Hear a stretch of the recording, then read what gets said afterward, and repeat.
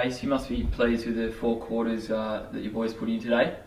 Yeah, I still thought there was a few lapses and we were a bit wasteful in front of goal, but it was a great result. I think one stage there we had 29 inside 50s and 23 scoring shots. So yeah, it was a bit of a different feel for us, and I think just in the way the guys played the game and their body language was very positive for our club.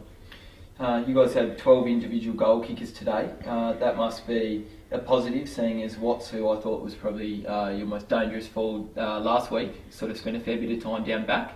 Yeah, look, Watts made the transition into centre half back this week, and I thought he was really good in his intercept marks, and there's a few times there where he had some great one-on-ones at ground level. But yeah, 12 goal kickers is a great result. Obviously, when you are kicking as many goals, luckily as we did today, then yeah, it was really spread out, and there wasn't just one focal point. Even though Jay, I thought, was fantastic, he had 20 marks for the game, and was one guy that probably couldn't really hit the scoreboard as far as majors go. But that's one thing we can work on. It's, as a forward, you make sure you get your hands on it. The finishing off part can certainly be worked on. Yeah, I think he still probably ended up with about 3 or 4. I thought Harry Gunther was really good in that third term where he kicked 3 quick goals. Yeah, Harry was good in the third term, but I thought the way he set the tone in the game with his forward 50 presence in the first quarter there, his second and third efforts at ground level was set him up for the game. So if you do your work early in the game of footy, sometimes you get the results in the back end, and it was great to see H get on the end of a few.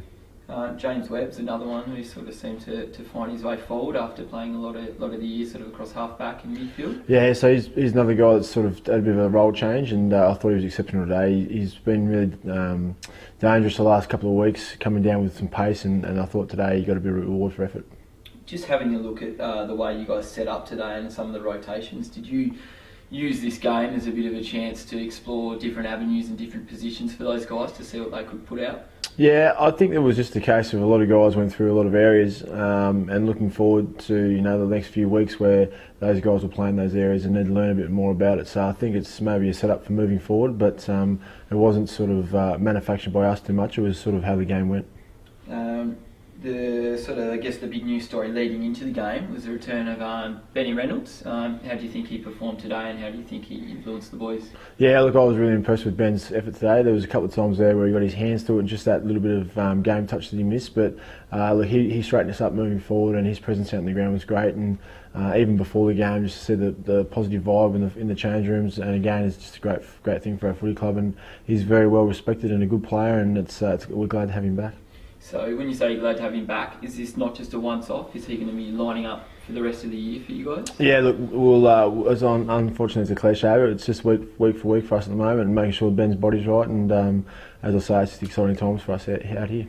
Is he based back in the state at the moment? Yeah, look, Ben never left. He was just sort of stepped away from footy for a little bit, and yeah, he just had a few things going on with his body that he wanted to get right, and those things are right now, and he's got a great job down here, and as I say, it's great not only having him back to play, but his presence around the club has been great, and he's just a great guy, and he really loves the black and white and the footy club. While it was a pretty big margin today, I still thought there were times when you guys were tested a little bit, and I think that testament to your boys, the way they used the footy and the way they laid the tackles, even when the ball sort of seemed to go through the back or on the outside a bit. Do you guys think that this performance all round puts you guys sort of back on the radar of the people who maybe doubted you guys? Not at all. I thought we had too many missed tackles today. I thought there was a few. We still gave away too many free kicks. But having said that, though, look, it was a better ball movement day for us. Yeah, certainly. And again, we had 12 goal kickers towards the end there. So, I certainly wouldn't say that they would put us straight back in the category of being spoken about. We still have a big test coming up. We're sort of sitting in the same position earlier in the year, just after playing Hobart City, Kingston, and Burnie, and obviously coming into Clarence, North Launceston, Lauderdale, and Launceston. So I'm sure in about 4 weeks' time we'll be able to get a gauge on where we're at. And look, for us it's just about making sure that we continue to get our things right and our processes, and giving ourselves the best opportunity to play some finals deep into the end of the year. I guess that's just the way that the draws worked out, that the 4 teams you seem to be playing next make up the top 5 with yourself. I know you guys have got the next 2 on the road. So will you see where you're at after those 4 games in terms of your goals? Or are you guys just going to keep playing week to week, keep building and see where you end up? Yeah, look, it's a strange thing. I think our next game for us is not really actually on the road. It's down here in the south. But having said that, though, it is away. But we love playing at Blunston Arena. It's a fast ground and a great venue, and we're looking forward to going over there and giving Clarence. Obviously they got us earlier in the year, and hopefully we can sort of make sure it's a great close contest. It's be played for the Bingley Lytton Cup, which is a great thing between the two clubs, and I know there'll be a fair bit of rivalry. So I think that over the last few years, this will probably be one of the games where it really sparks. And once we get through that game, then we'll make sure that we do our process and look forward to the next few games. A bit of a rough day today, mate, at the Fortress at KG5.